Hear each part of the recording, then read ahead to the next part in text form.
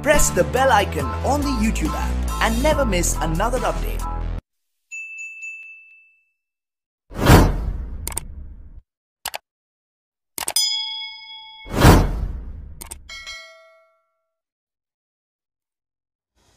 तर पहिल्या कालखंडामध्ये ज्या कालखंडामध्ये ही चळवळ उगम पावली आणि या चळवळीचा विकास झाला, मी विकास या अर्थाने म्हणतोय की कन्नड साहित्याचा ज्यावेळेस आपण अभ्यास करतो, कन्नड साहित्य परंपरेचा किंवा इतिहासाचा, त्यावेळेस कन्नड साहित्यामध्ये बसवेश्वरांचा जो कालखंड आहे, जो बसवयुग आहे, त्याला कन्नड साहित्यातील सुवर्णयुग असं म्हटलं जाते. मग या अर्थाने वचन साहित्य म्हणा किंवा लिंगायत चळवळ किंवा बसव चळवळ, या चळवळीचा उगम आणि विकास आपल्याला पहिल्या टप्प्यामध्ये या ठिकाणी पाहायचा आहे. आपल्या सर्वांना माहिती असल्याप्रमाणे महात्मा बसवण्णांचं जीवन आपल्याला ज्ञात आहे, त्या भागामध्ये मी जात नाही. परंतु बसव चळवळीचे महत्त्वाचे 1-2-4 जे मुद्दे आहेत ते सांगितलेच पाहिजेत किंवा ते संदर्भ घेतल्याशिवाय आपल्याला पुढे जाता येणार नाही. त्या संदर्भाचा उल्लेख मी आपल्यासमोर या ठिकाणी ठेवणार आहे.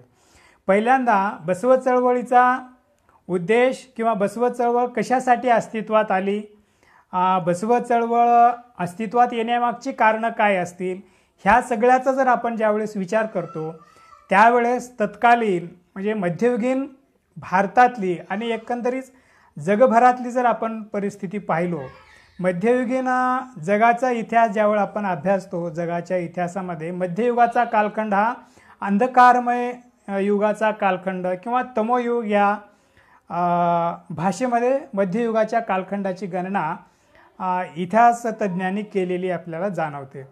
परंतु याच अंधकारमय युगामध्ये बसवेश्वरांनी, महात्मा बसवण्णांनी दक्षिण भारतामध्ये जी एक समतेची चळवळ प्रस्थापित केली किंवा ज्या चळवळीचा पाया घातला, त्या चळवळीनं जी मूल्ये आम्हाला प्रदान केलेली आहेत की त्या काळामध्ये ती अत्यंत प्रस्तुत होती. 12व्या शतकाचा कालखंड किंवा मध्ययुगीन कालखंड ज्यावेळेस आपण अभ्यासतो त्यावेळेस भारतातल्या विशेषतः दक्षिण भारतामध्ये धार्मिक, सामाजिक, राजकीय, सांस्कृतिक, साहित्यिक ह्या सर्वच क्षेत्रामध्ये प्रस्थापित इथल्या वर्ण वर्चस्ववाद्यांचं वर्चस्व असलेलं आपल्याला या ठिकाणी दिसून येते. त्या काळामध्ये यापूर्वी जे बौद्ध आणि जैन धर्म होऊन गेले त्यांचा प्रभावसुद्धा मध्ययुगीन कालखंडामध्ये क्षीण झालेला होता.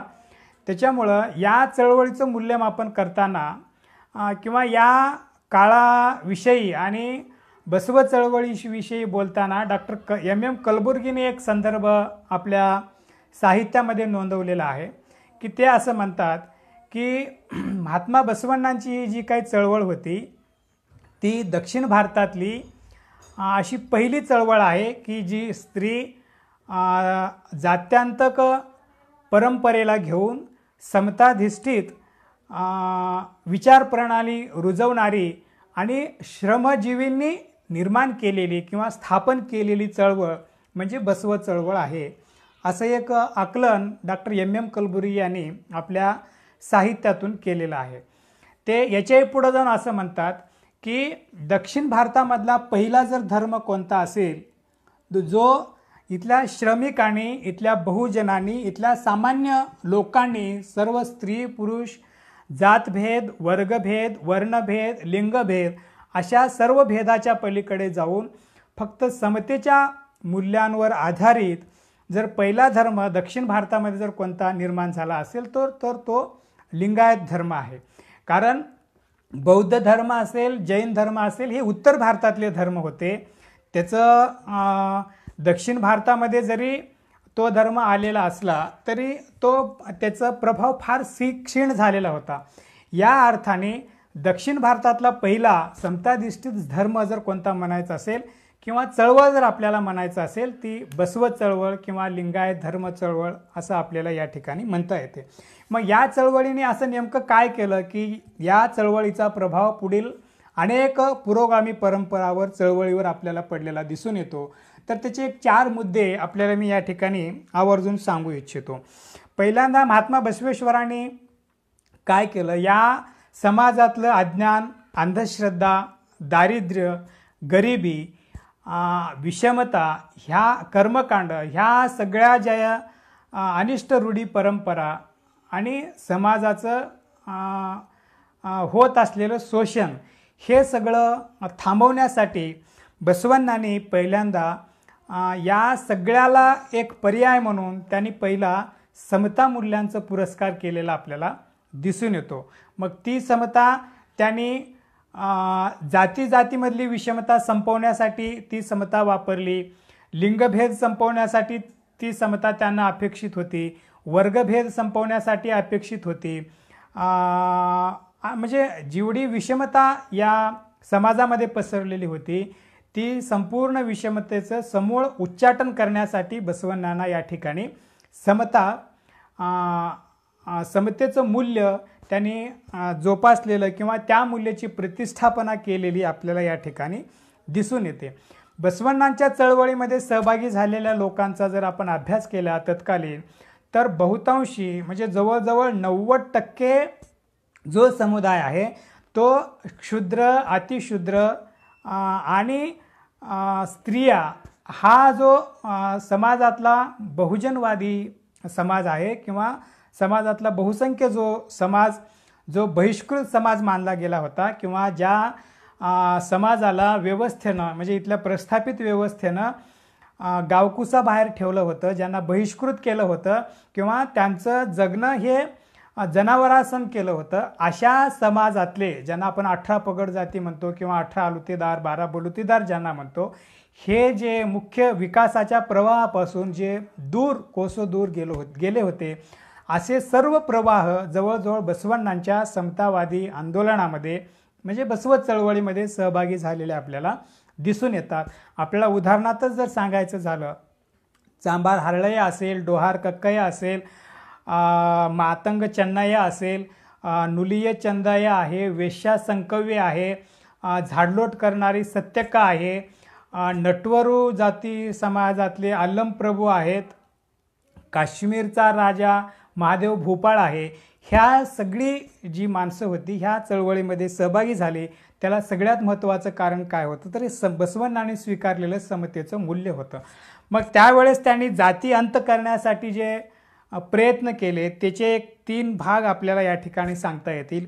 पहिल्यांदा बसवण्णा स्वतः उच्च कुळातले जरी असले तरी ते स्वतः पहिल्यांदा वर्गावनच झाले, म्हणजे त्यांनी आपल्यातला जो अहम जातीचा जो अहम होता किंवा कुलमत म्हणा, जातीमत म्हणा, तो त्यांनी संपुष्टात आणला आणि स्वतः त्यांनी असं सांगितलं की मातंग चन्नय्याच्या दासाचा मुलगा डोहार कक्कय्याच्या दाशीची मुलगी हे दोघे शेतात गोवऱ्या वेचायला गेल्या आणि त्यांच्या संबंधातून त्यांनी केलेला संघ आणि त्या संघातून मी जन्माला आलो अशी त्यांनी स्वतःची ओळख। याच्याही पुढे जाऊन ते सांगतात की मातंग चन्नय्या माझे वडील आहेत, डोहार कक्कय्या माझे आजोबा आहेत, नुलिय चंदय्या किन्नरी ब्रह्मय्या माझे काका आहेत, अशी भूमिका त्यांनी इथल्या बहुजन लोकांशी आपली नाळ जुळवली।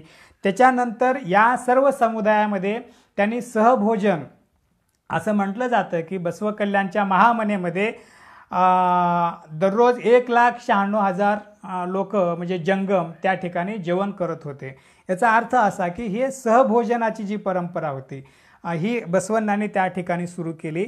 म्हणजे अनुभव मंडपामध्ये सर्वजण एकत्र बसणं, त्याच्यानंतर सर्वजण एकत्र जेवण करणं आणि त्याच्याही पुढचं पाऊल बसवण्णांनी असं टाकलं की सहजीवन, ज्याला आपण रोटी व्यवहारानंतर बेटी व्यवहार म्हणतो, की बाबासाहेब आंबेडकर आणि सगळ्या पुरोगामी विचारवंतांनी एक सांगितलं होतं की या देशातली जाती व्यवस्था जर तुम्हाला संपवायची असेल तर खऱ्या अर्थाने आंतरजाती विवाह या ठिकाणी झाले पाहिजेत। तर त्याचा एक प्रयोग महात्मा बसवेश्वरांनी प्रत्यक्षात केलेला आपल्याला या ठिकाणी दिसून येतो। तर त्याच्यानंतर आणखी दुसरा महत्त्वाचा एक प्रयोग म्हणजे महात्मा बसवण्णांनी स्थापन केलेलं अनुभव मंडप। हे आजच्या भाषेमध्ये आपल्याला संसदेची परिकल्पना आपल्याला अनुभव मंटपाच्या माध्यमातून दिसून येते. हा सगळा इतिहास आपल्याला ज्ञात आहे. त्याच्यामुळे ह्याचं फारसं मी विश्लेषण या ठिकाणी करणार नाही. परंतु या संदर्भामध्ये एक गोष्ट मला या ठिकाणी आवर्जून सांगितली पाहिजे की आपण वचन चळवळ बसव चळवळीला जेव्हा गालबोट लागलं त्याचं कारण आपण कुठं शोधतो की हरळय्या चांभार म्हणजे पूर्वाश्रमीच्या चांभाराचा मुलगा आणि पूर्वाश्रमीच्या ब्राह्मणाची मुलगी यांच्या दोघांचं लग्न झालं आणि या देशामध्ये ही चळवळ संपवण्यासाठी प्रयत्न झाले किंवा ही चळवळ संपुष्टात आणायला हे एक महत्त्वाचं कारण झालं. हे आपलं सामान्य मूल्यमापन आहे. परंतु डॉक्टर एम कलबुर्गी आणि अन्य काही विचारवंतांनी विशेषतः एम कलबुर्गींनी या घटनेपेक्षा सुद्धा जी प्रतिक्रांती नंतर झाली त्या प्रतिक्रांतीला सगळ्यात महत्त्वाचं कारण जर कोणतं असेल तर महात्मा बसवण्णांनी जे अनुभव मंडप स्थापन केलं होतं त्या अनुभव मंडपाचं अध्यक्षपद. अनुभव मंडप म्हणजे हे एक ज्ञानाचं केंद्र होतं. अनुभव मंडप हे तत्कालीन व्यवस्थेमध्ये ज्ञानाचं शिक्षणाचं लोकशाहीकरण करण्याची ती एक प्रक्रिया होती. ती एक विचारपीठ होतं ज्यामध्ये सर्वसामान्य लोक एकत्र बसून चर्चा करत होते. त्या चर्चेच्या माध्यमातून जे निर्माण झालं त्याला आपण वचन साहित्य म्हणतो. आणि वचन साहित्याच्या माध्यमातून आपल्या चळवळीचं मुख्य माध्यमच शरणांनी वचनाच्या माध्यमातूनच त्यांनी ही परिवर्तनाची लढाई लढलेली आपण दिसून येते.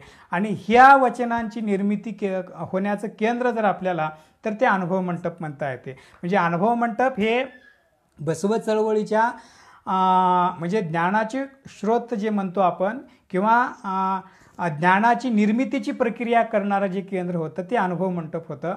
आणि अशा एका प्रमुख विचारपीठावर विचारपीठाचं अध्यक्षस्थान किंवा त्याची महत्त्वाची सूत्र एका सामान्य नटवर जातीतल्या म्हणजे एका देवळामध्ये मृदंग वाजवणाऱ्या समाजातल्या मुलाच्या म्हणजे अल्लम प्रभूसारख्या व्यक्तीच्या हातामध्ये जे बसवेश्वरांनी दिलं होतं ते इथल्या प्रस्थापित व्यवस्थेला मान्य नव्हतं.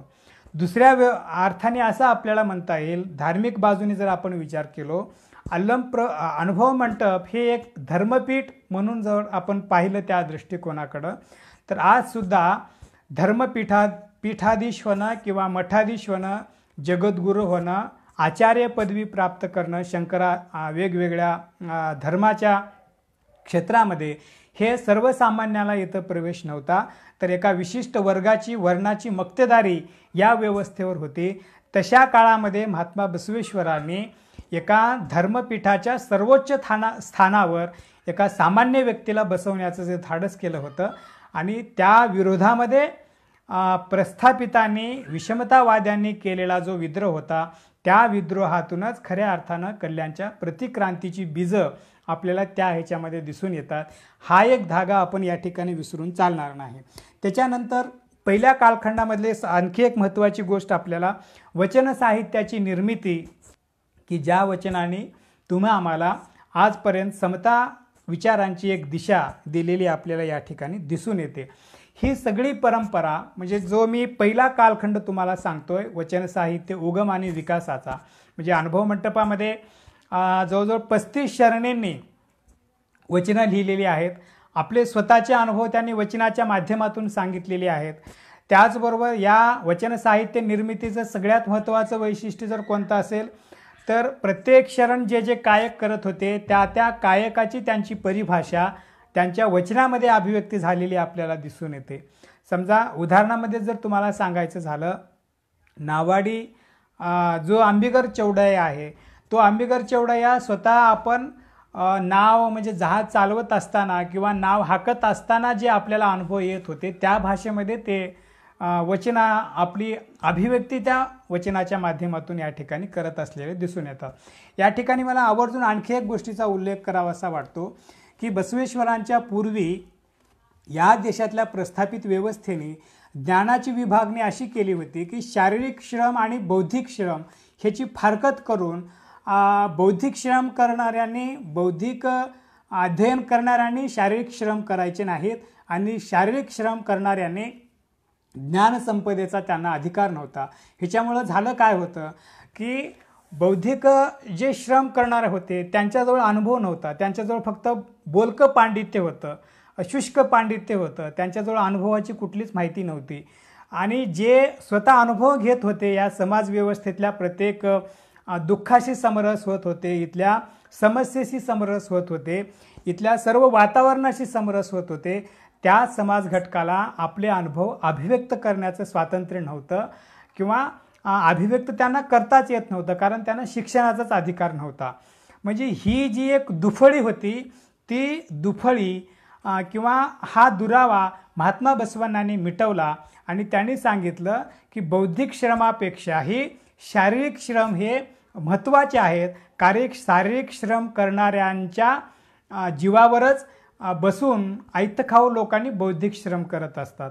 म्हणून कायकवे कैलास त्यांनी दिलेली जी श्रमाला प्रतिष्ठा होती ती या अर्थानं होती की गुरु असो, त्यांनी सांगितले आपल्या वचनामध्ये, या व्यवस्थेतला गुरु असो, जंगम असो किंवा एखादा धर्माधिकारी असो, त्यांनीसुद्धा हे श्रम म्हणजे कायक केलेच पाहिजेत. हा कायकाचा आग्रह म्हणजे श्रमाचा आग्रह आपल्याला त्यांच्या साहित्यामध्ये, बसवण्णांच्या साहित्यामध्ये दिसून येतो.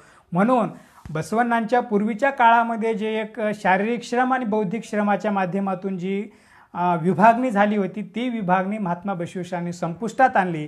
आणि हे जे धागे होते बहुजनांच्या हातामध्ये इथल्या श्रमिकांना अभिव्यक्त होण्याचं स्वातंत्र्य दिल्यामुळं वचन साहित्य हे श्रमिकांचं साहित्य, वचन साहित्य हे इथल्या बहुजनांचं साहित्य, वचन साहित्य हे इथल्या व्यवस्थेनं दुर्लक्षित केलेल्या, बहिष्कृत केलेल्या किंवा इथले जा एक मोठा वर्ग जो मूक बनला होता त्या मूक झालेल्या वर्गाला बोलतं करण्याचं काम बसवण्णांनी केलं आणि ते वचन साहित्याच्या माध्यमातून अभिव्यक्त झालेलं आपल्याला दिसून येते. मग हा सगळा क्रांतिकारी इतिहास, अनेक परिवर्तनं बसवण्णांनी या ठिकाणी केली, सामाजिक अनेक बदल बसवण्णांनी केले, नवीन सामाजिक सुधारणा या व्यवस्थेमध्ये आणल्या, धार्मिक सुधारणा आणल्या. त्याच्यामध्ये सगळ्यात महत्त्वाची एक सुधारणा आपल्याला सांगता येते की बसवण्णांनी जे इष्टलिंग दिलं होतं ते इष्टलिंग फक्त पूजा करण्यासाठी नव्हतं, तर जे जे इष्टलिंग हे धारण करतील, कारण बहुजन समाजातल्या धार्मिक आणि आध्यात्मिक जी भूक होती ते बसवेश्वरांना भागवायची होती. म्हणून त्यांनी महात्मा बसवण्णांनी काय केलं होतं की इष्टलिंगाच्या माध्यमातून धार्मिक आणि आध्यात्मिक भूक भागवली आणि देवालय आणि पुरोहित व्यवस्थेवर त्यांनी बहिष्कार टाकला, ती व्यवस्था नाकारली आणि देहाची देवालय असल्याचं सांगत बसवण्णांनी इष्टलिंग म्हणजे प्रत्यक्ष देवच त्यांनी आपल्या देहावर दिला आणि तो देह याच्यासाठी दिला की जे लिंग धारण करतील ते सगळे समान होतील आणि इष्टलिंग धारण केल्यानंतर त्यांनी ज्ञानार्जनाकडे वळावं, हा बसवण्णांचा एक उद्देश होता. हा सुद्धा उद्देश आपल्याला या ठिकाणी दुर्लक्षित करता येत नाही. म्हणजे असे वेगवेगळी परिवर्तनं महात्मा बसवण्णांनी केली. हे सगळं करत असताना शेवटी जी एक घटना घडली अनुभव मंटपामध्ये, बसवण्णांवर अनेक आरोप झाले. त्यांनी राज्यकारभारामध्ये असताना त्यांच्यावर राज्यकारभारातला आर्थिक, बसवण्णा खऱ्या अर्थानं प्रधानमंत्री होते की नाही याच्याबद्दल आधार मिळत नाहीत, पण बसवण्णा अर्थमंत्री कल्याण राज्याचे होते याच्याबद्दल अनेक संदर्भ आपल्याला मिळतात. आणि हे करत असताना त्यांच्यावर अनेक आर्थिक अफरातफरी केले, त्याचे आरोप तिथल्या प्रस्थापित व्यवस्थेनं केल्यानंतर बसवण्णांनी त्यांना वेळोवेळी उत्तरं दिली होती आणि आपला प्रामाणिकपणा सिद्ध केला होता. ह्या सगळ्या व्यवस्थेमध्ये बसवण्णा कुठेही सापडत नव्हते. तेव्हा त्यांनी काय केलं तर ह्या एक विवाहाचं, ज्याला आपण हरळय्या म्हणजे शीलवंत आणि लावण्यवती यांचा विवाह, आंतरजातीय विवाह म्हणतो, तो खऱ्या अर्थाने तो आंतरजातीय विवाह नव्हता. म्हणजे पूर्वाश्रमीची ते कोणी असले तरी एकंदरीत लिंग धारण केल्यानंतर आपण सर्वजण लिंगायत आहोत म्हणून तो लिंगायतांचा विवाह होता, तो आंतरजातीय विवाह नव्हता. परंतु प्रस्थापितांनी त्याचा उलटा अर्थ घेऊन त्यांनी त्या विवाहालाच एक कारणीभूत मानून मग राज्यव्यवस्थेला चिथावणी देऊन राज्यव्यवस्था आणि धर्मव्यवस्था एक झाली आणि त्या एकीतून शरण चळवळीला एक फार मोठी म्हणजे बसवईक चळवळ जी क्रांती होती त्या क्रांतीला प्रतिक्रांतीची सुरुवात या घटनेपासून झालेली आपल्याला दिसून येते. त्याच्यानंतर जे काही घडलं ते फार भयानक होतं की महात्मा बसवण्णांच्या समवेत जे काही शरण होते त्या शरणांचं एक फार मोठं हत्याकांड कल्याणमध्ये झालं. असं म्हणतात की कल्याणची जी माती आज जी लाल माती आहे ती लाल माती शरणांच्या रक्ताने भिजून ती लाल झालेली माती आहे. म्हणजे हे कल्याणच्या प्रतिक्रांतीमध्ये झालेलं शरणांचं हत्याकांड. आणि या काळामध्ये आणखी एक फार महत्त्वाचं वैशिष्ट्य आपल्याला या ठिकाणी लक्षात घेतलं पाहिजे की हे सगळं घडत असताना शरणांनी संपत्ती सत्ता किंवा वेगवेगळ्या गोष्टीकडे लक्ष न देता फक्त वचन साहित्य कसं रक्षण करता येईल या प्रतिक्रांती म्हणून याच्यासाठी फार मोठा संघर्ष शरणांनी केलेला आपल्याला दिसून येतो. मग ते वेगवेगळ्या गटाच्या माध्यमातून अनेक शरण, एक गट जो आहे तो सोलापूर उळवीकडे गेला, दुसरा गट श्रीशैल्याकडे गेला, तिसरा गट कुडल संगमकडे गेला, चौथा गट वेगवेगळ्या भागामध्ये हे जे शरण होते ते शरण वचन साहित्य सोबत घेऊन, म्हणजे त्यांनी निर्माण केलेली जी एक ज्ञानसंपदा होती ती ज्ञानसंपदा सोबत घेऊन शरणांनी कल्याण सोडलं. आणि मिळेल त्या जंगलामध्ये, मिळेल त्या भागामध्ये हे साहित्य सुरक्षित कसं ठेवता येईल याच्यासाठी फार मोठा संघर्ष, म्हणजे हे करत असताना त्यांना बिज्जळाचा त्याच कालावधीमध्ये मग वध झाला. त्याच्यानंतर त्याचा मुलगा राय मुरारी सोवीदेव हा राज्यावर आला. त्यानं शरणांची हत्या करायला सैन्याला फरमान सोडलं आणि त्याच्यामधून फार मोठं हत्याकांड घडून आलं. आणि यासाठी शरणांना या म्हणजे राय मुरारी सोवीदेव याच्या सैन्याशी संघर्ष करावा लागला. स्वतः मग त्यावेळेस मडिवाळ माचीदेव असतील, डोहार कक्कय्या यांनी हातामध्ये शस्त्र घेऊन, कारण शरणांमध्ये गणाचार नावाचं एक सुद्धा तत्व आहे. ज्यावेळेस आपल्या मूल्यांचं रक्षण करत असताना जर कोणी हिंसात्मक रीतीनं जर आपल्यावर प्रहार करत असेल किंवा आपल्यावर चालून येत असेल तर त्या काळामध्ये आपल्या मूल्यांचं, आपल्या विचाराचं रक्षण करण्यासाठी आपण सुद्धा हातामध्ये शस्त्र घेतली पाहिजेत.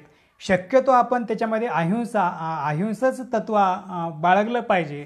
परंतु जेव्हा अहिंसेनं जर आपल्या मूल्यांचं रक्षण होत नसेल तर आपण संघर्ष केलाच पाहिजे, ही भूमिका घेऊन शरणांनी बिज्जळाच्या सैन्याशी संघर्ष केलेला इतिहास आपल्यासमोर आहे. हा जो आतापर्यंत जो झालेलं विवचन किंवा जे आपल्याला सांगता येईल तो वचन साहित्याचा उगम आणि विकासाच्या कालखंडामध्ये, म्हणजे 12व्या शतकाचा कालखंड आपल्याला या ठिकाणी गृहीत धरता येतो. त्याच्यानंतर दुसरा जो कालखंड आहे तो पुनरुज्जीवनाचा कालखंड, म्हणजे 13व्या शतकापासून आपल्याला 18व्या शतकापर्यंत या कालखंडाचा विचार या पुनरुज्जीवनाच्या कालखंडामध्ये आपल्याला करता येईल. हे घटना म्हणजे कल्याण प्रतिक्रांतीची घटना झाल्यानंतर जवळजवळ 70-80 ते 100 वर्षामध्ये हरिहर आणि पालकुर्की सोमनाथ या दोन कवींनी ही जी मूल्ये आहेत बसवण्णांच्या चळवळीची, बसव चळवळीची, ती मूल्य वचनांच्या माध्यमातूनच न मांडता त्यांनी काव्य आणि पुराणाच्या माध्यमातून जिवंत ठेवण्याचं आणि लोकांसमोर आणण्याचं काम केलेलं आपल्याला दिसून येते. आज जे काही आम्ही बसवण्णांचं चरित्र किंवा बसवादी शरणांचं चरित्र लोकांसमोर आणण्याचा प्रयत्न करतोय त्याला सगळ्यात महत्त्वाचे धागे दोरे आपल्याला ही दोनच या ठिकाणी सापडतात. एकतर हरिहरांनी लिहिलेली वेगवेगळी रगळे हा एक कन्नड साहित्यातला एक काव्य प्रकार आहे. तो रगळे आणि पालकुर्की सोमनाथांनी तेलुगूमध्ये लिहिलेलं बसवपुराण, हे दोन महत्त्वाचे ग्रंथच आपल्याला या परंपरेतल्या शरणांच्या चरित्राचं उलगडा करायला कारणीभूत होतात. हे जरी सत्य ह्या सगळ्या पुराणामध्ये आणि काव्यांमध्ये जरी सत्यांश नसला, म्हणजे पूर्ण सत्य जरी नसलं तर त्याच्यात अनेक आपल्याला धागेदोरे असे सापडतात की जे आपल्याला सत्याच्या जवळ जाण्यासाठी सहाय्यभूत ठरतात. त्याच्यामुळे त्याच्याकडे आपल्याला दुर्लक्ष करता येत नाही. परंतु याच्या माध्यमातून झालं असं की बसवण्णांनी जे पुराण, आगम, वेद, शास्त्र या सर्व परंपरेला नाकारलं होतं, इथून म्हणजे पुनरुज्जीवन 13व्या शतकापासून पुन्हा ही जी परंपरा आहे ही परंपरा पुन्हा एकदा त्याच व्यवस्थेकडे तोंड करत असताना आपल्याला दिसून येते. त्याचं कारण असं की शरणांनी जे काही केलं होतं, क्रांती केली होती, त्याचे वारसदार हत्याकांडामध्ये म्हणजे बऱ्याच जणांची हत्या झाली, अनेक लोक परांगदा झाले, स्थलांतरित झाले, अशी वेगवेगळं कारणं आपल्याला या ठिकाणी सांगता येतात. म्हणजे जिवंत जी काही परंपरा, अखंड जो वारसा आहे बसव विचाराचा 12व्या शतकातला सांगणारा, तो स्पष्ट वारसा सांगायला नंतरच्या काळामध्ये कोणी शिल्लक राहिलेलं आपल्याला दिसून येत नाही. फक्त वचन साहित्य बाहेरच्या बाजूने जे गेलेलं होतं ते सोडलं तर. मग त्याच्यामुळं या काव्य पुराणांमध्ये त्याने एका वेगळ्या शैलीमध्ये, पुराण शैलीमध्ये त्याने ही मूल्य लोकांसमोर ठेवण्याचा प्रयत्न केला. हे करत असताना अनेक गोष्टी आपल्याला घडलेल्या दिसून येतात. त्याच्यानंतर हरिहर, पालकुर्के सोमनाथ, याच्यानंतर 14व्या शतकामध्ये म्हणजे हरिहराच्या रगड्यांच्या आधारे आणि पालकुर्की सोमनाथाच्या तेलुगू बसवपुराणाचा अनुवाद हा कन्नडमध्ये केला गेला आणि कन्नडमध्ये भीम कवीने हे काम केलं. बसवपुराण पहिल्यांदा कन्नडमध्ये आलं. मग त्या बसवपुराणामध्ये आता जो आपण संघर्ष चालू आहे, जो वीरशैव लिंगायत, अर्धा समुदाय म्हणतो की वीरशैव लिंगायत, अर्धे लोक म्हणतात की वीरशैव त्याच्यानंतर लिंगायत, ही समस्या कुठून सुरू होते खऱ्या अर्थाने? तर ही समस्या म्हणजे भीम कवीच्या बसवपुराणापासून सुरू होते. कारण हरिहर असो, पालकुर्के सोमनाथ असो किंवा वचन साहित्य, यामध्ये कुठेही वीरशैव शब्दाचा उल्लेख झालेला आपल्याला दिसून येत नाही. पालकुर्की सोमनाथाच्या बसवपुराणामध्ये कुठे वीरशैव शब्द नाही, हरिहराच्या रगडेमध्ये कुठं वीरशैव शब्द नाही. त्याऐवजी लिंगवंत शब्द या पुराणामध्ये आणि वचन साहित्यामध्ये आणि हरिहराच्या रगडेमध्ये अनेक ठिकाणी आपल्याला दिसून येतात. लिंगायत शब्दाचा थोडासा वापर वचन साहित्यामध्ये आपल्याला दिसून येतो, परंतु वीरशैव शब्द हा कुठेही त्या ठिकाणी आढळत नाही. मग हे आलं कुठून? तर भीमकवींनी कन्नड बसवपुराणाचा अनुवाद करत असताना वीर माहेश्वर या शब्दाला त्यांनी वीरशैव असा शब्द वापरला आणि कन्नडमध्ये पहिल्यांदा वीरशैव शब्द आला, अशी मांडणी doctor M Kalburgi, MG Mahadevappa आणि अनेक जे कर्नाटकातले अभ्यासू संशोधक विचारवंत होते त्यांनी ही मांडणी केलेली आहे. त्याच्यानंतर तोंटद सिद्धलिंग नावाचे एक महापुरुष 15व्या-16व्या शतकामध्ये होऊन गेले की त्यांनी 701 विरक्त, आज जे आचार्य आणि विरक्त परंपरा म्हणतोय, या ठिकाणी मी एक गोष्ट आपल्याला या ठिकाणी त्याचा उल्लेख आवर्जून करू इच्छितो. खरा तर हा गुरु आणि विरक्तांमधला भेद नाही, तर आचार्य आणि विरक्तांमधला भेद आहे. कारण गुरु परंपरा ही विरक्तांचीच परंपरा आहे. बसवादी शरणांची परंपरा म्हणजेच लिंगायतांच्या दृष्टीने खऱ्या अर्थाने गुरु परंपरा आहे. गुरु आणि विरक्त M कलबुर्गी या संदर्भात म्हणतात की गुरु आणि विरक्त हे एकच आहेत आणि याच्या विरोधामध्ये जी वीरशैववादी परंपरा आहे ती आचार्य परंपरा आहे, जी प्रतिगामी परंपरा ज्याला आपण म्हणतो. तर ते आपण मी पुढे आपल्याला त्याचा उल्लेख करेल. तर याच्यामध्ये विरक्त परंपरेचा जो आरंभ अल्लमप्रभूपासून झालेला आपल्याला दिसून येतो, तो त्या परंपरेचं पुनरुज्जीवन करण्याचं काम नंतर कोणी केलं असेल तर ते तोंटद सिद्धलिंग नावाचे एक महापुरुष 16व्या शतकामध्ये होऊन गेले.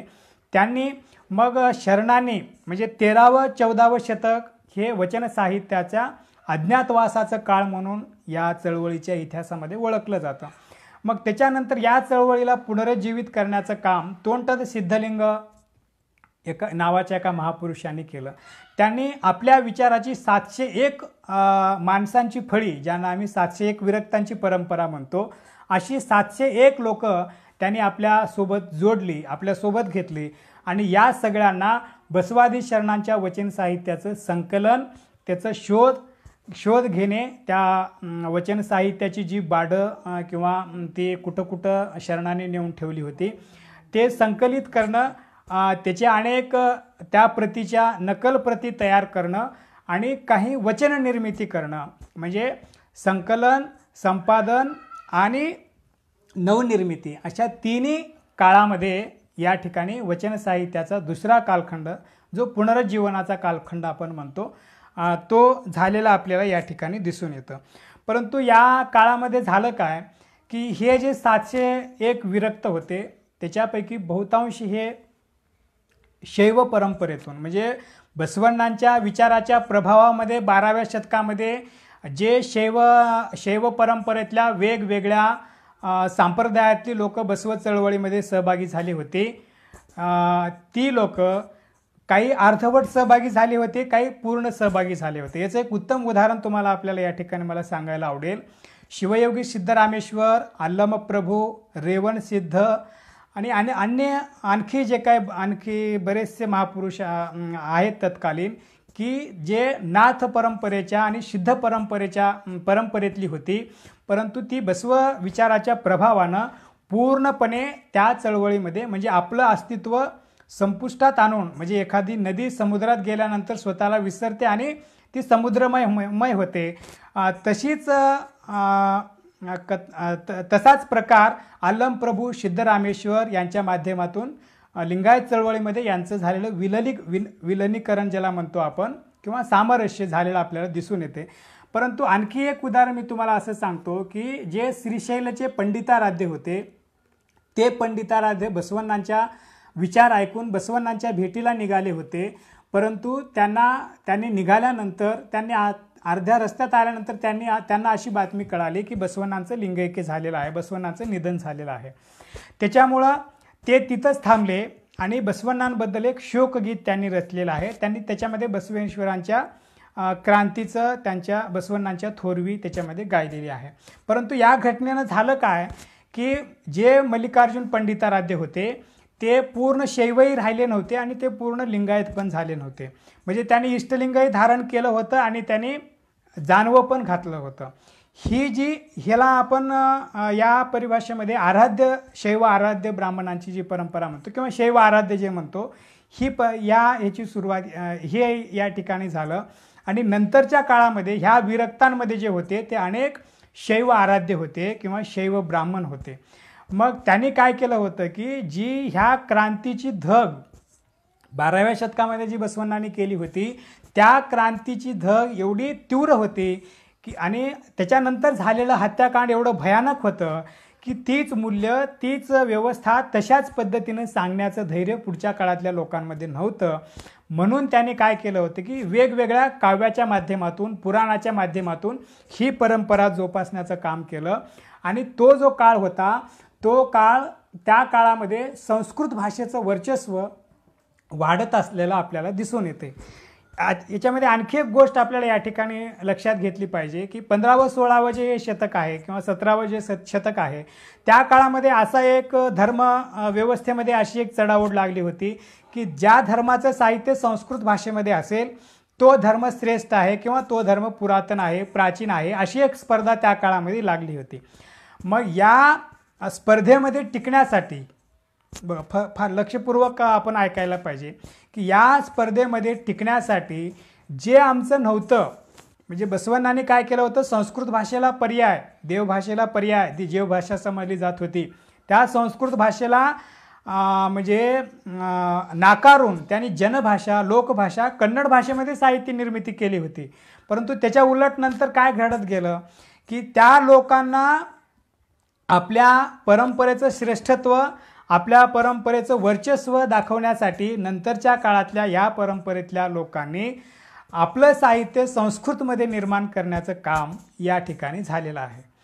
मग त्याच्यामुळं झालं काय, ह्याच्यामध्ये आणखी एक मोठा एक चूक झालेली आपल्याला काय दिसून येते की जे मूळ वचन साहित्य आहे, मूळ वचन साहित्याचं लिप्यंतर करताना किंवा त्याच्या नकला करताना त्या म्हणजे मूळ वचनांच्या आशयाची वेगवेगळ्या वेदातल्या ऋचा असतील, आगमातले संस्कृत श्लोक असतील किंवा वेगवेगळ्या संस्कृत ग्रंथामध्ये जे श्लोक असतील, विशेषतः उपनिषदामधले जे श्लोक असतील, ते श्लोक ह्या नंतरच्या काळातल्या लोकांनी वचनाच्या नकली करत असताना त्याच्यामध्ये घातलेला आपल्याला दिसून येतात.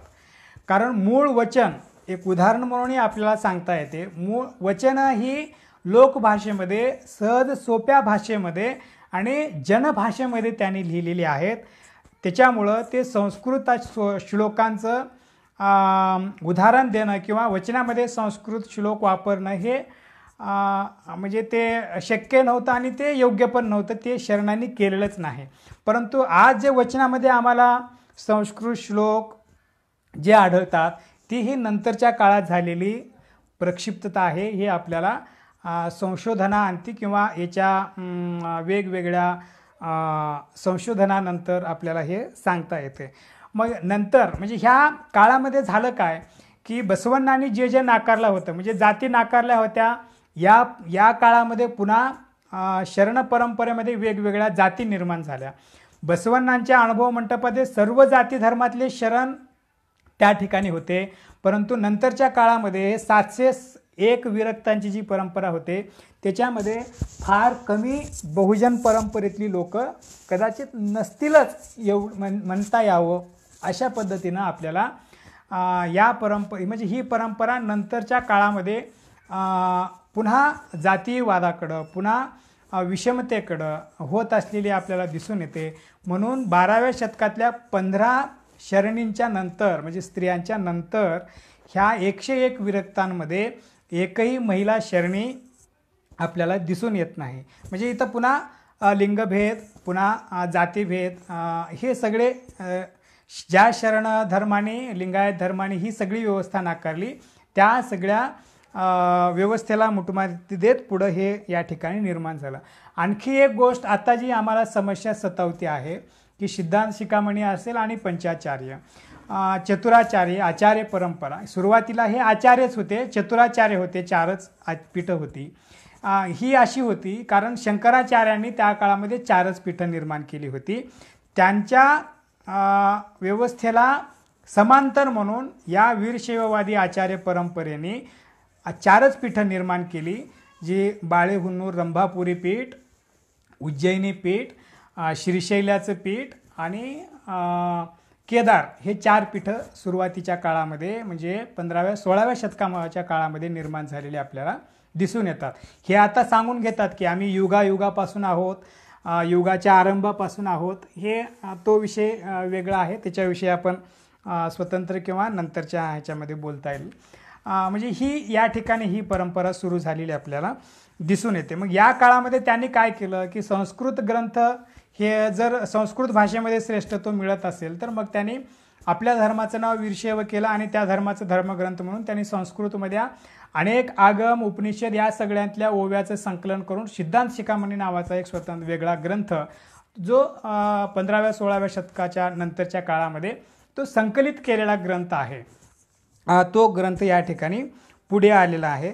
म्हणजे ही जी परंपरा आहे 13व्या शतकापासून 18व्या शतकापर्यंत याच काळामध्ये एक घटना अशी घडलेली आपल्याला या ठिकाणी सांगता येते की या सोलापूरच्या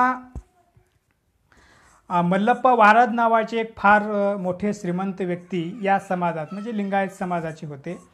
त्या काळामध्ये त्यांनी भारतातल्या 12 श्रीमंतांपैकी एक व्यक्ती होते असं इतिहास आपल्याला पाहायला मिळतो. त्यांनी आणि हानगल कुमार स्वामी नावाचे एक विरक्त स्वामीजी होते. हे स्वामीजी ज्यावेळेस परळीच्या ज्योतिर्लिंग जे परळी वैजनाथ आहे त्या वैजनाथाच्या दर्शनाला गेल्यानंतर तिथल्या ब्राह्मणांनी ह्या दोघांना तुम्ही शूद्र आहात म्हणजे लिंगायत हे शूद्र आहेत म्हणून त्यांना मंदिरामध्ये प्रवेश दिला नाही. त्यांना या गोष्टीचं फार धक्का बसलं की एवढा श्रीमंत एवढा प्रतिष्ठित व्यक्ती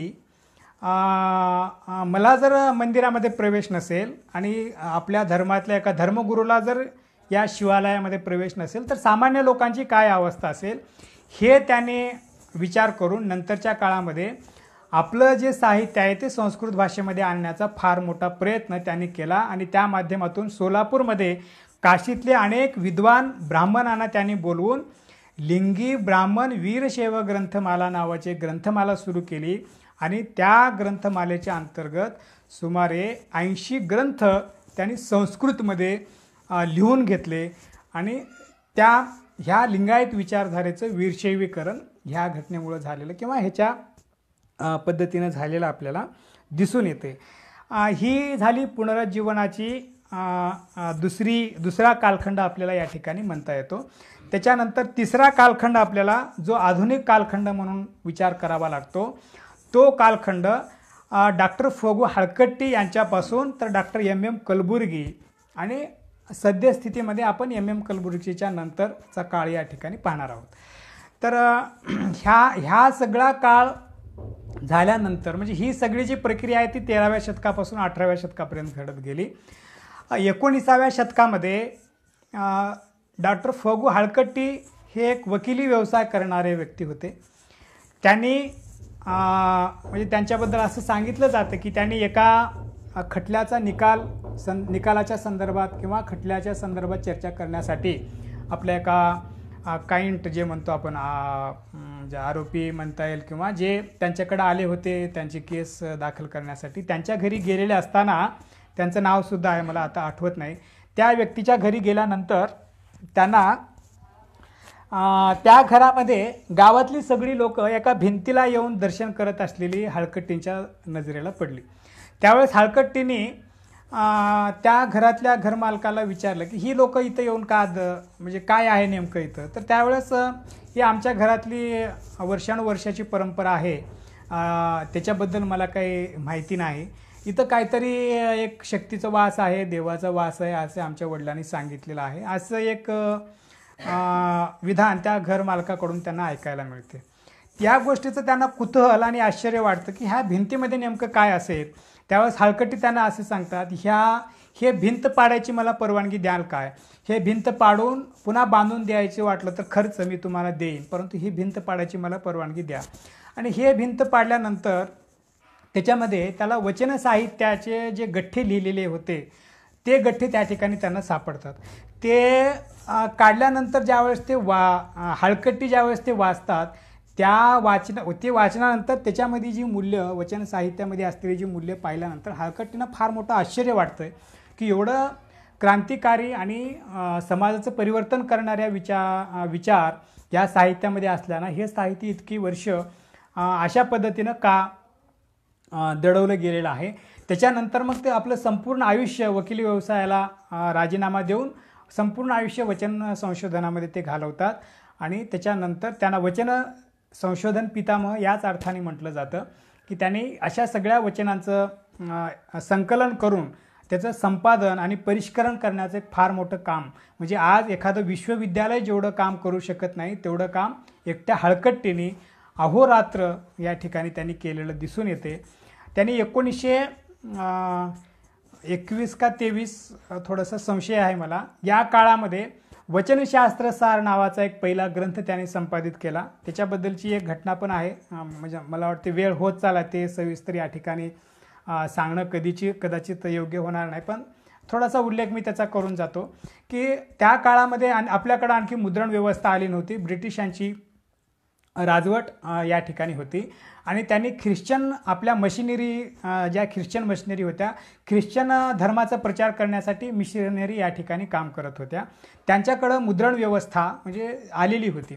त्यावेळेस हळकट्टी काय करतात की आपण जे संकलित केलेली वचनं आहेत ती वचनं पुस्तक रूपामध्ये मुद्रित करून देण्यासाठी मंगळूरला एक बासेल मिशन नावाची जी प्रेस होती त्या प्रेसला ते हस्तलिखित आणि 500 रुपये त्यांना पाठवतात आणि हे पुस्तक मला मुद्रित करून द्या असं एक पत्र त्याच्यासोबत जोडतात. पण तिथं ते पुस्तक पोचल्यानंतर त्या लोकांनी त्या वचनांचं अध्ययन केल्यानंतर त्यांनी हळकट्टीला असं पुन्हा पत्र देऊन आणि ती हस्तलिखित पाठवून देतात परत की ही मूल्य हे ग्रंथ आम्ही मुद्रित करू शकत नाही, कारण ही या साहित्यातली जी काही मूल्य आहेत ती मूल्य आमच्या बायबलच्या विचाराशी समांतर सांगणारे आहेत. त्यावेळेस हळकट्टींना फार आनंद होतो आणि आश्चर्याचा धक्का बसतो की हे मुद्रित कसं करायचं. आणि दुसरा त्यांना आनंद याचा होतो की एका बायबल सारख्या ग्रंथाच्या बरोबरीची मूल्य असलेली ही वचन साहित्य आहेत. मग त्यावेळेस त्यांनी असं करतात की स्वतःचं घर विक्रीला ठेवतात, विकतात, स्वतः भाड्याच्या घरात राहतात आणि त्या विक्रीतून आलेल्या पैशातून स्वतः एक मशीन मुद्रणालय म्हणजे जे प्रिंट म्हणतो आपण मुद्रण ते यंत्र ते खरेदी करतात आणि हितचिंतक मुद्रणालय नावाने ते प्रेस सुरू करतात आणि त्या प्रेसमध्ये स्वतः काम करत स्वतः वचनाचं पहिलं पुस्तक हळकट्टीने 1923-25 काहीतरी इसवी सन आहे, 1-2 वर्ष मागं पुढं ते पहिलं पुस्तक हळकट्टीने मग मुद्रित होऊन आणल्यानंतर कर्नाटकामध्ये त्या काळामध्ये जे काही विचारवंत होते त्यांच्यापर्यंत हे विचार पोहोचतात आणि त्याच्यानंतर अनेक लोकांनी त्याचं संशोधन त्याच्यावर अनेक प्रकारचं अभ्यास लेखन झालेलं आपल्याला दिसून येते. मग ही परंपरा नंतरच्या काळामध्ये हळकट्टीच्या नंतर धारवाड युनिव्हर्सिटीमध्ये बसवेश्वर अध्यासन पीठ किंवा त्याच्या अगोदर कन्नड अध्ययन पीठाच्या अंतर्गत R.C. हिरेमठ नावाचे त्या संशोधक होते. त्यांनी आणि त्यांच्यासोबत M.M. कलबुर्गीसुद्धा ज्युनियर संशोधक म्हणजे सहाय्यक संशोधक म्हणून त्या ठिकाणी काम करत होते. या सगळ्या लोकांनी कर्नाटक विश्वविद्यालयाच्या माध्यमातून हे सगळं साहित्य पुन्हा एकदा मुद्रित करण्याचं काम फार मोठ्या प्रमाणामध्ये केलेलं आहे. त्याच्यानंतर आपल्याला नाव घ्यायला पाहिजे की गदग मठाने M.M. कलबुर्गी यांच्या मार्गदर्शनाखाली आज मला या ठिकाणी आवर्जून ज्यांचा उल्लेख करावा लागतो गदग मठाचे जे डॉक्टर सिद्धलिंग सिद्धलिंग महास्वामीजी होते. त्यांनी एका मठव्यवस्थेमध्ये राहून मठाधीश राहूनसुद्धा 500 ग्रंथ या लिंगायत साहित्याच्या अनुषंगाने प्रकाशित केलेली आहेत आणि त्यांनी प्रकाशित केलेलं साहित्य लोकांपर्यंत पोहोचलं आणि त्याच्यानंतर आज लिंगायतांची परिस्थिती पाहिल्यानंतर आपल्याला विचारांमध्ये आणि आचारांमध्ये फार मोठं फरक दिसून येतो. याचं कारणच हेच आहे की या परंपरेला या धर्माला 900 वर्षाचा जरी इतिहास असला तरी खऱ्या अर्थाने ही चळवळ लोकांच्या नजरेसमोर कधी आली तर फक्त 100 वर्ष म्हणजे हळकट्टींच्यापासून. हळकट्टींनी वचन साहित्य आणल्यानंतरच हे विचार लोकांमध्ये गेले आणि आमच्या खऱ्या अस्मितेची जाणीव लोकांना या ठिकाणी होऊ लागली. त्याच्यानंतर गदग मठाच्या नंतर फार मोठं काम मग त्याच्यामध्ये M.R. साखरे असतील, श्रीनिवास मूर्ती असेल, R.R. दिवाकर ह्या सगळ्या लोकांचं सुद्धा मोठं काम या ठिकाणी झालेलं आहे. राणा सर या ठिकाणी लाईव्ह आहेत. त्यांनी 1923ला वचनशास्त्रसार नावाचा ग्रंथ हळकट्टींनी पहिल्यांदा प्रकाशित केलेला होता. तो संदर्भ या ठिकाणी महत्त्वाचा होता, तो आलेला आहे. त्याच्यानंतर M.M. कलबुर्गींचं नाव आपल्याला या ठिकाणी घ्यायला पाहिजे कारण विद्यापीठाच्या नंतर कर्नाटक सरकारने जे 15 खंडामध्ये सुमारे 22,000 वचनं 15 खंडामध्ये प्रकाशित करण्याचं काम कर्नाटक सरकारने केलं आणि त्याच्या संपादकत्वाची धुरा ही डॉक्टर M.M. कलबुर्गी यांच्यामध्ये होती आणि त्यांनी हे सगळं साहित्य म्हणजे जे विखुरलेलं होतं, जे लोकांपर्यंत आणखी पोहोचवलेलं नव्हतं. हळकट्टीने भरपूर त्याग केला होता, मोठं योगदान दिलं होतं, परंतु ते लोकाभिमुख करू शकत नव्हते कारण व्यक्तीला एका काळाला विशिष्ट मर्यादा असतात. परंतु कर्नाटक सरकारने ज्यावेळेस हे साहित्य प्रकाशित केलं हे साहित्य हे लोकांपर्यंत जायला कारणीभूत झालं आणि तेव्हा खऱ्या अर्थानं लिंगायतांना स्वतःच्या अस्मितेची आता अनेक जण सांगतात की हे लिंगायत मुवमेंट लिंगायत स्वतंत्र धर्माची चळवळ आताच का आली, आताच का सुरू झाली. हा धर्म 900 वर्षापूर्वीच हिंदूंपासून स्वतंत्र झालेला आहे, ह्याच्यामध्ये कुठलाही वाद नाही. परंतु या धर्मातल्या अनुयायांना स्वतंत्र धर्माच्या अस्मितेची जाणीव ज्या वचन साहित्यामुळे झाली ते वचन साहित्य ह्या लोकांना 100 वर्षाच्या अगोदर म्हणजे हळकट्टींपासून खऱ्या अर्थानं मिळालेलं आहे. हे सत्य ह्या विरोधकांना किंवा प्रतिगामी लोकांना माहिती नसेल किंवा माहिती असेल तरी त्याच्याकडे ते जाणीवपूर्वक दुर्लक्ष करत असतील, हे आपल्याला या ठिकाणी विसरता येत नाही. म्हणजे हळकट्टींच्या नंतर डॉक्टर M.M. कलबुर्गी त्याच्यानंतर एक फार मोठं योगदान म्हणजे कर्नाटक सरकारने प्रकाशित केल्याच्या नंतर बसव समितीच्या माध्यमातून डॉक्टर M.M. कलबुर्गीच्या संपादनाखाली 23 भाषेमध्ये म्हणजे आपल्याकडं अनुवादाची परंपरा मध्ययुगीन कालखंडापासून तशी दिसून येते. वेगवेगळ्या साहित्याचं किंवा पाश्चात्य देशातल्या साहित्याचा अनुवाद आपल्याकडं फार वर्षापासून झालेला आपल्याला दिसून येते. परंतु या देशातला जे देशी साहित्य आहे, ज्याला देशीवाद म्हणतो, किंवा या देशामध्ये ज्या वेगवेगळ्या भाषा होत्या, एक उदाहरण तुम्हाला सांगायचं झालं, जर महाराष्ट्रातल्या लोकांना शेक्सपियर किंवा रुसो असेल, फ्रेंच राज्यक्रांतीची मूल्य, शेक्सपियरची नाटकं किंवा अनेक अनुवादित साहित्य फार पूर्वीपासून माहिती आहेत, परंतु म्हणजे सातसमुद्राच्या पलीकडचं असलेल्या साहित्याचं ज्ञान मराठी भाषिकांना, विचारवंतांना आहे. परंतु या भारतातल्या अनेक इतिहासकारांना, संशोधकांना किंवा त्यातल्या त्यात उत्तर भारत म्हणजेच या देशाची संस्कृती, उत्तर भारतातला धर्म म्हणजे या देशाचा धर्म, उत्तर भारतातली भाषा म्हणजे संपूर्ण या देशाची भाषा, उत्तर भारतातली संस्कृती म्हणजे या देशाची संस्कृती, उत्तर भारतातले नायक म्हणजे राम, कृष्ण किंवा आणखी कोणी असतील ते झाशीची राणी म्हणजेच सगळ्या जगातले भारतातले स्वातंत्र्ययोद्धे, म्हणजे उत्तर भारताचा इतिहास म्हणजे त्यांनी संपूर्ण भारताचा इतिहास, हा एक जाणीवपूर्वक केलेला जो एक इतिहासाबद्दलचा दुर्लक्षितपणा आहे, ज्याला द्रोह म्हणता येईल, एक गुन्हा म्हणता येईल की नाही, तो अभ्यासकांनी ठरवायचा आहे. परंतु दक्षिण भारताच्या इतिहासावर, दक्षिण भारतामध्ये ज्या काही चळवळी झाल्या त्या चळवळीवर उत्तर भारतातल्या किंवा एकंदरीत प्रस्थापित इतिहासकारांनी, संशोधकांनी फार मोठ्या प्रमाणामध्ये दुर्लक्ष केलेलं आपल्याला जाणून येते. त्याच्यामुळं शेजारच्या कर्नाटकामध्ये काय काय घडलं हे महाराष्ट्रातल्या लिंगायतांना माहिती व्हायला 19वे शतक उजरावं लागलं. पहिल्यांदा जयदेवीताई लिगाडे यांनी 1953ला पहिली मराठीमध्ये कन्नड वचनांचा अनुवाद, बसवेश्वरांच्या 108 वचनांचा अनुवाद जयदेवीताई लिगाडे यांनी केला. तेव्हा कुठं महाराष्ट्रातल्या लोकांना माहिती झालं की हे वचन साहित्य मराठीमध्ये आहे. मग ह्याच्यानंतर अनुवादाची एक नंतरच्या काळामध्ये, म्हणजे सुरुवातीच्या काळामध्ये ही प्रक्रिया संथ गतीने जरी झालेली असली, नंतरच्या काळामध्ये मग मी आता उल्लेख करत होतो MM कलबुर्गींच्या मार्गदर्शनाखाली बसव समितीने 23 भाषेमध्ये, भारतातल्या जवळजवळ सर्व भाषेमध्ये, म्हणजे भारताच्या राज्यघटनेने ज्या 22 भाषेला मान्यता दिली आहे त्या 22 भाषा आणि इंग्रजी एक परकीय भाषा, या सर्व भाषेमध्ये या वचन साहित्या 22,000 वचनांमधून 2,500 वचनांच्या अनुवादाचं पुस्तक 23 भाषेमध्ये झालेलं आहे.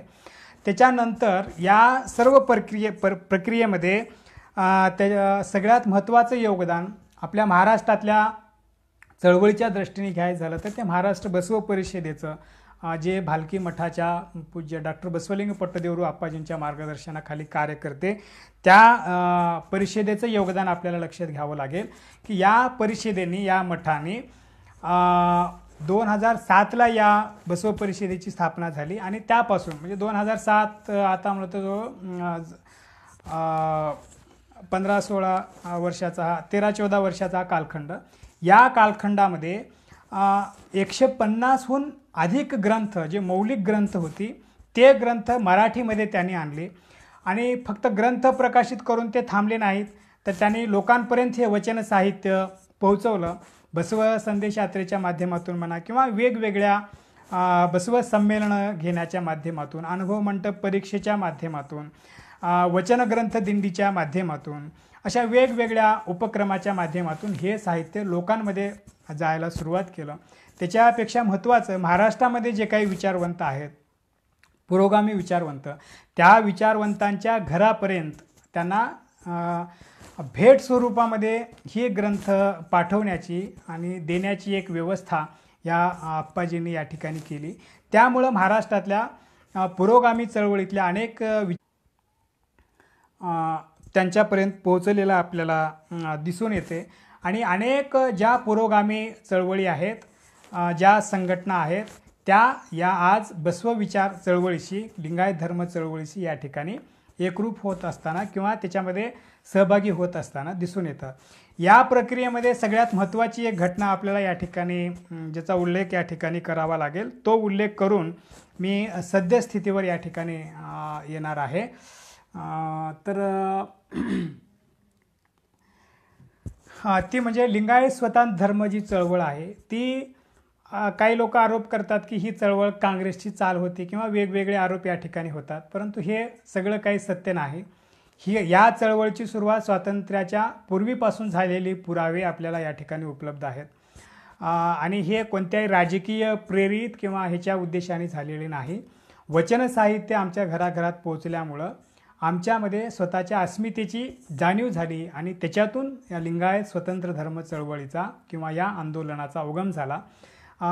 जे आंदोलन महाराष्ट्र, कर्नाटक, तेलंगणा या तिन्ही राज्यामध्ये काही काळामध्ये पोहोचला आणि त्या आंदोलनाच्या माध्यमातून विशेषतः देशभरामध्ये, दक्षिण भारतामध्ये हे लिंगायत नेमकं काय आहे, महात्मा बसवण्णा नेमके कोण आहेत, ही जाणून घेण्याची उत्सुकता सामान्य लोकांपासून विचारवंतांपर्यंत वाढलेली आपल्याला दिसून येते.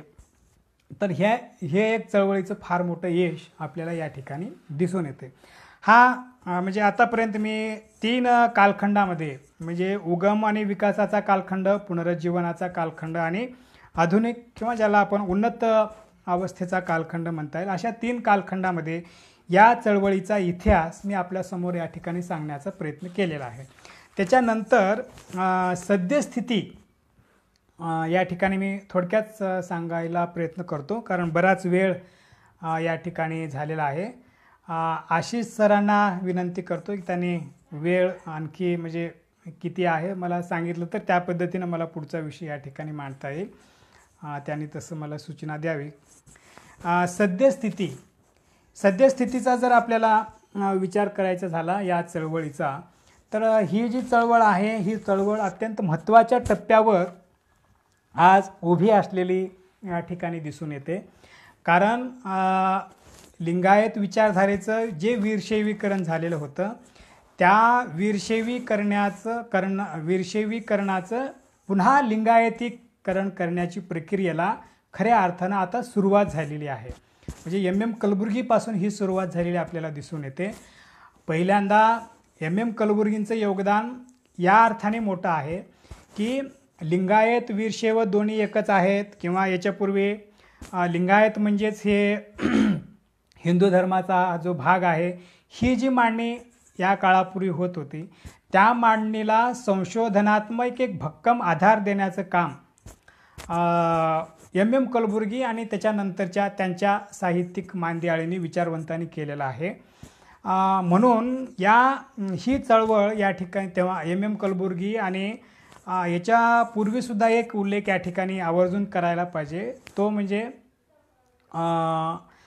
लिंगानंद स्वामीजींचा, की ही जी मूळ बसवण्णांची विचारधारा होती, मठ व्यवस्थेच्या विरोधात, मठ व्यवस्था नाकारणारी, जाती व्यवस्था नाकारणारी, सर्वांना सामावून घेणारी, त्या व्यवस्था लोकाभिमुख करण्यामध्ये जसं हळकट्टींनी साहित्य संशोधनामध्ये योगदान दिलं, त्याच पद्धतीनं लिंगानंद स्वामीजींनी ही परंपरा गावोगावामध्ये, घराघरामध्ये पोहोचवण्याचं काम लिंगानंद स्वामीजींनी केलेलं आपल्याला आहे. आणि त्या स्वामीजींच्या एका प्रभावातून अनेक मठव्यवस्था ज्या होत्या त्यांनी बसवण्णांना स्वीकारलं आणि त्याच्यानंतर मग बसवविचाराची अनेक मठ कर्नाटकामध्ये आपल्याला काम करत असताना दिसून येतात. तर ही सगळी या सगळ्यांचं योगदान, मग ते त्याच्यामध्ये गदग मठ असेल, आवर्जून उल्लेख करावा असं भालकीचं मठ आहे, इलकल मठाची परंपरा आहे, चित्रदुर्ग मठ परंपरा आहे आणि आणखी बरीच नागनूर मठ आहे, अशी अनेक बरीच काही पण मोजकी मठ ही बसवविचारा वाहून घेतलेली आहेत. या मठाधीशांचं योगदान, त्याचबरोबर हळकट्टी ते कलबुर्गी संशोधकांचा एक वर्ग यांनी केलेलं काम आणि लिंगानंद महास्वामीजी आणि अनेक धर्मप्रचारक, ह्या वचन साहित्य विचाराचे प्रचारक या लोकांनी केलेलं काम, अशा 3 भूमिकेमधून हे साहित्य लोकाभिमुख झाल्यानंतर ही जी चळवळ आहे आता लोकांपर्यंत आणि वेगवेगळ्या समविचारी संघटनेच्या, समविचारी चळवळीशी जुळत असलेली आपल्याला दिसून येते. म्हणून या चळवळीच्या दृष्टीने हा एक महत्त्वाचा टप्पा आहे असं मला या ठिकाणी म्हणावं लागतं. कारण ह्याच्या अगोदर लिंगायतेतरांमध्ये किंवा लिंगायतांच्या व्यतिरिक्त ही चळवळ फारसी लोकाभिमुख झालेली किंवा लोकांपर्यंत पोहोचलेली आपल्याला दिसून येत नाही. म्हणून ही चळवळ या अर्थाने फार महत्त्वाच्या टप्प्यावर आली आहे असं आपल्याला म्हणता येते. ह्या चळवळीचं यशसुद्धा फार मोठं आहे असं आपल्याला म्हणत असतानाच या चळवळीसमोर फार मोठी आज आव्हानं आहेत किंवा समस्या आहेत, अनेक अडचणी आहेत. याचासुद्धा विचार आपल्याला या ठिकाणी करावा लागतो. कारण या चळवळीनं एक दोन महत्त्वाचे टप्पे आहेत. एक टप्पा आहे ही चळवळ आता लोकाभिमुख होत आहे. त्याच्यानंतर या चळवळीला संविधान मान्यता म्हणजे धर्म मान्यतेचा जो विषय आहे संविधान मान्यता ती मिळवत असताना आणि ही चळवळ लोकाभिमुख आणखी लोकाभिमुख करत असताना आपल्याला अनेक समस्या किंवा अनेक अडचणी अनेक आव्हानांना या ठिकाणी तोंड द्यावं लागणार आहे. ते करत असताना ह्या चळवळीचं नेतृत्व करणारी जी काही मंडळी आहे ती वेगवेगळ्या गटामध्ये असतील किंवा वेगवेगळ्या संघटनेच्या माध्यमातून असतील. या माध्यमातून मी आपल्या सर्वांना एक विनंती करू इच्छितो आहे की आपल्या सगळ्यांचा उद्देश एक आहे, आपल्या सगळ्यांचं ध्येय एक आहे. हे करत असताना आपण सर्वजण एकत्रित येणं फार गरजेचं आहे. त्या दृष्टिकोनातून धार्मिक चळवळीचं नेतृत्व करणाऱ्या धर्मगुरूंनी, सामाजिक चळवळीचं नेतृत्व करणाऱ्या सामाजिक संघटनांनी आणि त्या संघटनेच्या नेत्यांनी, त्याचबरोबर वैचारिक चळवळीचं नेतृत्व करणाऱ्या लेखकांनी, विचारवंतांनी, संशोधकांनी एकत्रित येऊन एक विशिष्ट दिशा ठरवून काम करणं फार गरजेचं आहे. कारण त्याच्याशिवाय आपण आपल्या विरोधकांना म्हणजे शत्रूला हरवू शकत नाही. हे एक आपल्याला विसरता येत नाही. तर हे करत असताना आपल्याला एक आवर्जून आपल्यासमोर विशेषतः महाराष्ट्रातल्या चळवळीचा ज्यावेळेस अभ्यास करतो, दलित चळवळीचा आपण अभ्यास करत असताना दलित पॅन्थर जी एक चळवळ आहे, नामदेव ढसाळ किंवा राजा ढोले ह्यासारख्या ताकदवान जे विचारवंत होते त्या विचारवंतांनी, लेखकांनी प्रत्यक्ष रस्त्यावर येणारी चळवळ जी निर्माण केली दलित पॅन्थरच्या माध्यमातून, बसव चळवळीमध्ये काम करणाऱ्या जे बौद्धिक लोक असतील, वैचारिक लोक असतील, लेखक संशोधक असतील, त्यांनीसुद्धा असं एक विचारपीठ का निर्माण करू नये की आपल्याला प्रत्यक्षामध्ये लोकांच्या मध्ये जाऊन काम करण्याची गरज आहे की नाही याचंसुद्धा विचार या वारसदारांनी किंवा या विचाराचं वैचारिक जडणघडण करणाऱ्या लोकांनी विचार करण्याची गरज आहे मला असं जाणवते. किंवा त्या दृष्टीने आपण विचार करावं, आपण करायला पाहिजे असं या ठिकाणी मला वाटते. त्याच्यानंतर आता ही जी परिस्थिती आहे ती नक्कीच आपल्या विचाराच्या विरोधातली सत्ता देशावर राज्य करते. आजचं लोकमानस फक्त वैचारिकच नाही तर संपूर्ण लोकमानसच भगवीकरण होण्याच्या एका उद्देशानं प्रेरित झालेला आपल्याला दिसून येतो. विशेषतः मध्यम वर्ग जो आहे तो व्यवस्थेचं फार मोठ्या प्रमाणामध्ये समर्थन करताना आपल्याला दिसून येतो. आपल्याच घरामध्ये आपण आपल्या विचाराच्या विरोधकाची समर्थन करणारी अनेक माणसं, कुटुंब प्रमुख आपल्या घरामध्ये आहेत. मग हे सगळं करत असताना हे आव्हान आपण कसं पेलणार आहोत की आपली विचारधारा समाजामध्ये पसरवत असताना पहिल्यांदा आपल्या कुटुंबामध्ये ती कशी रुजवायला पाहिजे त्याचंसुद्धा आपण विचार या ठिकाणी करायला पाहिजे. कारण जोपर्यंत आपण आपलं घर, आपलं कुटुंब आपल्या विचाराचं करणार नाही तोपर्यंत आपण बाहेर फार मोठा उपदेश करून किंवा जंगी सभा घेऊन त्याच्यातून फार मोठं परिवर्तन होईल असं काही म्हणजे मला वाटत नाही. त्या दृष्टीने आपल्या घरापासून या चळवळीची म्हणजे ह्याचं परिवर्तन जे वीरशैवीकरण या विचारधारेचं झालेलं आहे, वैदिकीकरण झालेलं आहे, ह्याच्यामध्ये नको त्या अनेक गोष्टीचा शिरकाव म्हणजे आता अनेक विचारवंत आपल्यावर अशी टीकासुद्धा करतात की बसवण्णाने काय सांगितलं आणि तुम्ही काय करताय. ह्या सगळ्या गोष्टीला जर आपल्याला उत्तर द्यायचं झालं तर हे आपल्याला परिवर्तन करणं फार गरजेचं आहे.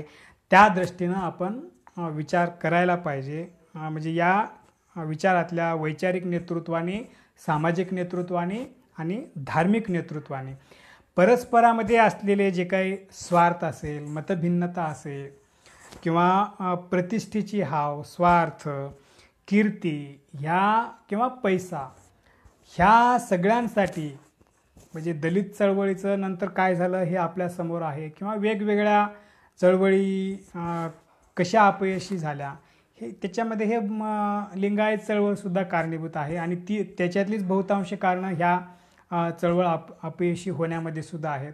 तर या चळवळीचं नेतृत्व करणाऱ्यांनी हे सगळे दोष दूर करून या चळवळीला एक नवा चेहरा आणि शुद्ध स्वरूपामध्ये आपल्याला बसवण्णांच्या मूळ विचाराकडे कसा नेता येईल ह्याचासुद्धा आपण या ठिकाणी विचार केला पाहिजे. हे मी आवर्जून या ठिकाणी आपल्याला या ठिकाणी सांगू इच्छितो.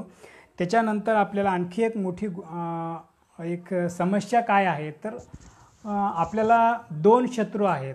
दुसऱ्या चळवळीला विशेषतः दलित चळवळी किंवा मार्क्सवादी चळवळ किंवा अन्य ज्या काही चळवळी असतील त्या चळवळीला त्यांचा शत्रू स्पष्ट आहे. तो बहिरंग म्हणजे बाहेरचा शत्रू आहे. परंतु बसव चळवळीत काम करणाऱ्या कार्यकर्त्यांसमोर अंतर्गत एक शत्रू आहे आणि बाहेर एक शत्रू आहे. अंतर्गत शत्रू म्हणजे ही आचार्य परंपरा, ज्या वीरशैववादी परंपरा, वैदिक परंपरा आपल्यामध्ये घुसलेली, आपल्या घराघरामध्येच अंतर्गत आपल्या शत्रू आहेत. त्या बाहेरच्या शत्रूंना आपण तोंड देणं एका ह्याच्यापर्यंत ठीक आहे, परंतु अंतरंगामध्ये जे शत्रू आहेत त्यांना कसं त्यांच्याशी कसा संघर्ष करायचा, त्यांना कसं तोंड द्यायचं ह्याच्या संदर्भात चिंतन करणं आणि त्या पद्धतीनं एक व्यवस्थित दिशा निश्चित करणं ह्या चळवळीसमोरचं एक मोठं आव्हान राहणार आहे. ते कसं करायचं या चळवळीतल्या लोकांनी त्याच्यावर चिंतन करायला पाहिजे.